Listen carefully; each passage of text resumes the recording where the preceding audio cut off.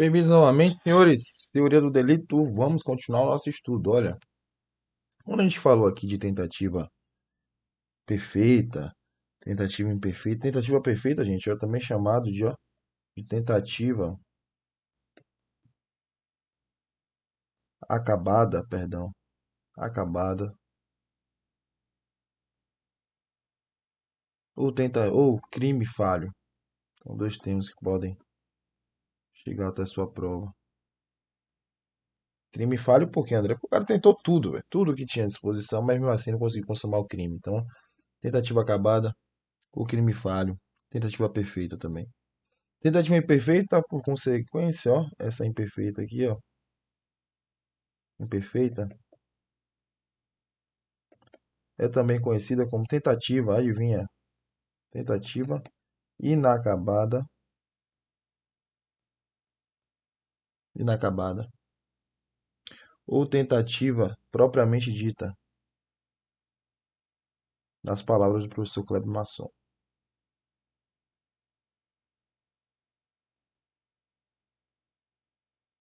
Propriamente dita. Beleza? Tranquilo. Mas o que eu queria trazer para vocês seria, aqui dentro da tentativa ainda, seria ó, a impossibilidade de se reconhecer a tentativa em alguns crimes em específico. Como assim, André? Alguns crimes não admitem a tentativa, tá certo? Eu queria elencar para vocês quais crimes seriam esses, mas eu acho que é melhor a gente fazer isso usando de um mnemônico muito famoso no universo de concurso público. É o chope. Como assim chope? Vamos lá. O primeiro crime que não admite tentativa é o crime culposo. E aqui eu não vou ficar falando muito sobre o porquê desses crimes não admitirem tentativa, mas só a título de conhecimento. Crime culposo não dá para a gente tentar punir por algo que não chegou a se realizar aquilo que não foi desejado pela gente desde o início, não faria sentido nenhum. O cara não quer causar a morte da criança, do filho, mas coloca a criança na sacada da casa. Se essa criança cai e morre, causa uma lesão, vem se lesionar, ele vai responder por lesão corporal culposa ou homicídio culposo. Só que aí vem a mãe da criança e pega, menino, você tá maluco, quase que a criança cai. Eu vou admitir ali a punição a título de a punição pela tentativa do crime culposo? Não faz sentido nenhum. Percebeu? Não tinha dolo por parte dele, não queria machucar a própria criança, não queria matar o próprio filho. Então, por isso que o crime culposo não admite tentativa. Tá certo? As contravenções penais também não admitem tentativa, e a razão é que é simples. A própria lei de contravenção penal, ela traz expressamente que as tentativas, que não será admitida a figura da tentativa nos crimes, no, perdão, nas contravenções penais, tá certo? Esse H aqui é de crimes habituais. E qual seria, André, a razão? Bom, os crimes habituais são aqueles compostos pela reiteração de atos que demonstram o estilo de vida do agente. Cada ato isoladamente considerado representa um indiferente penal. É o caso do curandeirismo, artigo 284, inciso 1º do artigo do Código Penal, que o ato de prescrever uma única vez qualquer substância é conduta atípica, pois a lei exige, reclama a habitualidade. O professor Mirabete faz uma adequada ressalva, ó, suscitando a divergência. A tentativa no crime previsto no artigo 282 do Código Penal na conduta do sujeito que, sem ser médico, instala um consultório e é detido quando de sua primeira consulta. Não se deve confundir crimes habituais com crimes permanentes, viu? Eu tô falando de crimes habituais. Curandeirismo, o cara tentou ali, de forma falsa, preveu ali uma técnica que iria curar, por charlatanismo mesmo, o câncer. O cara ficou uma vez ali a técnica. Eu posso admitir o crime de curandeirismo aqui? Não, porque é um crime que reclama a habitualidade. Sendo assim, o único ato é um diferente penal. Não pode haver tentativa aqui. Então, por isso que os crimes habituais não admitem tentativa. Tá certo? Essa é a posição da doutrina mais abalizada, capitaneada ali pelo professor Kleber Masson. Tá certo? Depois disso, nós temos os crimes omissivos próprios. Omissivos próprios, que também não admitem tentativa, tá certo? Por quê? Porque o crime omissivo próprio, ele é um crime unissubsistente, ou seja, ele se consuma com a prática de um único ato, de uma única conduta, no caso, uma conduta omissiva. Ou você deixa de praticar o ato que a lei exige, reclama que você deveria praticar, consumando o crime omissivo próprio, ou você não deixa, não consumando crime algum. Logo, não há possibilidade de se admitir a tentativa entre essas duas situações. Ou você deixa de fazer e o crime é consumado, ou você pratica a conduta e não há crime nenhum. Então é por isso que o crime omissivo próprio também não admite a figura da tentativa. Tá certo? Aqui no P, nós temos os chamados crimes pré-dolosos.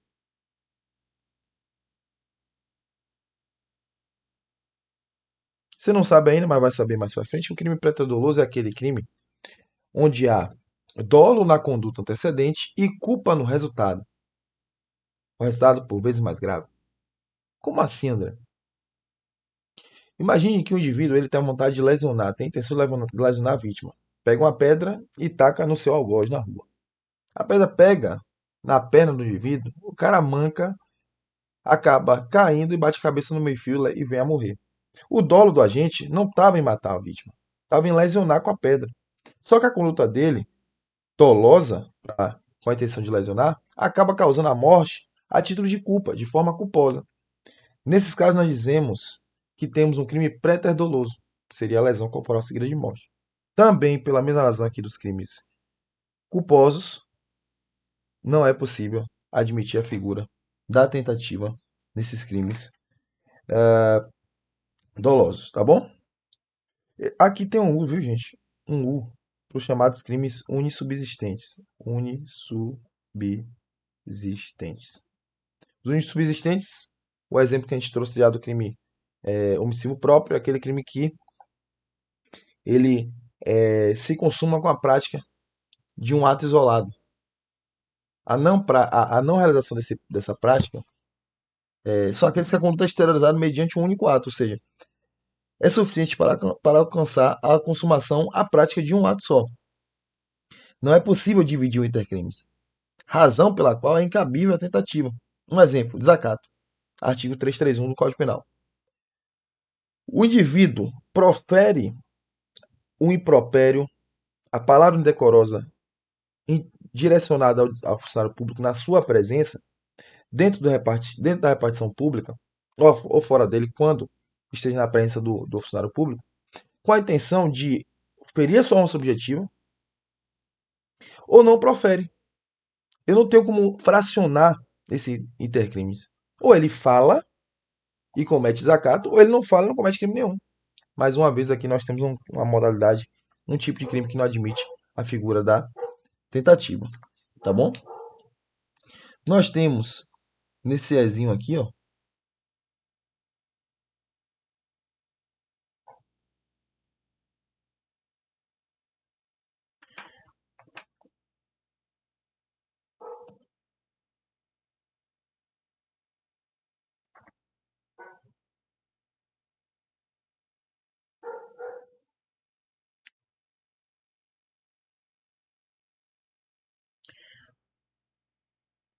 os crimes de empreendimento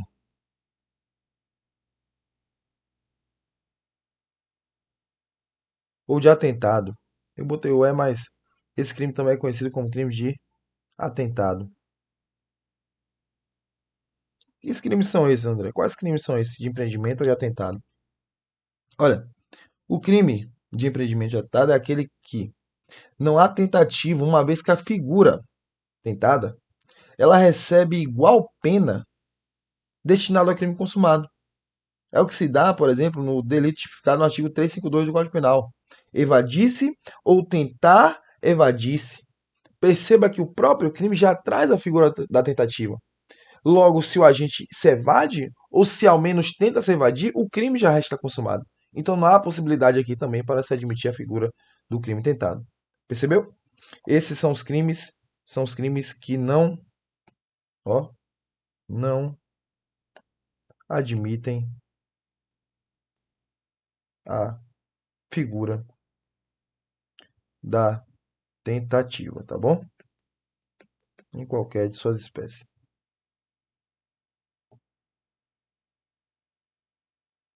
Beleza? Anota o mnemônico aí, leva para a prova. Se você esquecer, esse é o Chope. O professor Cleber ele traz algumas outras figuras, tá bom? Crimes e obstáculos são os que retratam ali atos preparatórios tipificados de forma autônoma pelo legislador. A exemplo do crime de substância destinada à falsificação, tá bom? De fato, não há sentido em punir a preparação de um crime que normalmente não é punível como delito autônomo, prevendo-se para esta também a figura do conatus, entendeu? Haveria incompatibilidade lógica de punir a tentativa da preparação de um crime que somente é objeto de punição, porque, excepcionalmente, o legislador construiu um tipo penal específico. Exemplificando, ter um depósito de substância destinada à falsificação de um produto medicinal, se não fosse a figura típica do artigo 277, que é o crime, representaria conduta penalmente relevante, porque não poderia ser considerada ato executório do crime, pois trata-se de mera fase preparatória. Então, entenda que o intérprete não pode ampliar a exceção criada pelo legislador. Né? Então, esse crime de obstáculo ele seria uma mera fase preparatória e não o início da execução. É por isso que eu também não posso punir esses crimes na sua forma tentada. Tá bom? É só título de informação, isso aí não cai muito em prova, não. É por isso que eu resolvi trazer só o do mnemônico Chope. Tranquilo? Então, não admite tentativa, culposo, contravenção penal, habituais, homicídios próprios, unissubsistentes, pré-dolosos, tá bom? Ó, e de empreendimento ou atentado. Esse pezinho aqui ele acabou voando, viu, gente? É o chope com um P só. Palavra que se repete é o C. Beleza? Tranquilo? Vamos voltar. Crime impossível. Senhores, o que é que seria crime impossível? Bom, vamos à leitura do artigo 17 do nosso Código Penal. Crime impossível. Não se pune a tentativa quando, por ineficácia absoluta do meio ou por absoluta impropriedade do objeto, é impossível consumar-se o crime. André, por que tem um nome tentativa aí? Perceba, o crime impossível também é conhecido como tentativa, ó. Tentativa inidônea. É outro nome para o crime possível. Porque o crime possível é uma espécie de tentativa. Só que é uma tentativa que nunca poderia se consumar. André, como assim? Não importa o meio escolhido, eleito pelo agente, ou o objeto sobre o qual recai a conduta desse agente, o crime não se consumaria sob circunstância alguma, por isso que o crime é considerado impossível, por isso que a tentativa é inidônea. Ela não é capaz de se consumar, de se tornar uma consumação. Quer ver um exemplo interessante? Manual de Direito. A mulher, insatisfeita com o casamento, cansada de ser traída, escolhe o dia, a hora, o local para matar o marido. Ela sabe que todo dia o cara adormece assistindo TV e sabe que nesse momento ela vai encontrar menos resistência. Pega a arma do marido, que é a policial militar da reserva, e atira contra ele 2 vezes. A polícia é chamada até o local, a ambulância chega, a causa da morte é definida. Ataque cardíaco, parada cardiorrespiratória. Oxe, André, você acabou de falar que a mulher disparou contra o marido com a própria arma dele. Pasmem, observe. Quando ela disparou contra o próprio marido, o marido já estava morto. E não tem como matar quem já está morto. Ou seja, o objeto que é o marido, a coisa, a pessoa, na verdade, aqui, sobre a qual recai a conduta de atirar, de tentar matar, é impróprio. É absolutamente impróprio. A norma reclama essa ideia de absoluta impropriedade, ó, do objeto, ou também por ineficácia absoluta do meio. Mas agora, em termos de absoluta impropriedade do objeto, não tem como matar uma pessoa que já está morta. É por isso que aqui ela não responderia por crime algum. Ela não responderia por crime algum. Estaríamos ali diante de uma hipótese de crime impossível. André, e como é que seria essa ineficácia absoluta do meio? Esqueça agora o objeto material, o marido. O marido está vivo. Ela pega a arma do marido. O marido diz que tem uma arma para ela, sempre disse isso. Ela nunca pegou na arma. E aí ela pega essa arma, e o marido lá assistindo, todo vivaço da Silva, ela saca a arma, aponta pra ele e fala: agora você me paga. Nem que eu vá pra cadeia, mas agora tu morre. E deflagra 2 disparos. Na verdade, ela tenta. Aciona a tecla do gatilho uma, duas, três, quatro, 5 vezes. E não consegue sair nada dali. Depois ela descobre, o marido mentia para ela, não tinha uma arma, a arma era de brinquedo, a arma não era eficaz. Era absolutamente ineficaz. Não tem como matar uma pessoa com a arma de brinquedo. Não tem como matar uma pessoa com a faca de borracha. Porque o meio escolhido por ela é absolutamente ineficaz. Então o marido não chegaria à morte, não seria levado à morte, não teria morrido sob circunstância alguma. Mais uma hipótese agora por ineficácia absoluta no meio, de crime impossível ou de tentativa inidônea. Tá certo? Beleza? Exemplo aí interessante para você perceber como é que pode acontecer. Eu trouxe a súmula 567 Superior Tribunal de X, que diz: ó, sistema de vigilância realizado por monitoramento eletrônico ou por existência de segurança no interior do estabelecimento, por si só, não torna impossível a configuração do crime de furto. Como assim, André? Ó, certa feita eu me deparei com uma questão dessa, que trazia a situação na qual o indivíduo tinha furtado algumas coisas dentro do estabelecimento comercial que tinha vigilância, tanto por vídeo monitoramento quanto pela presença de segurança.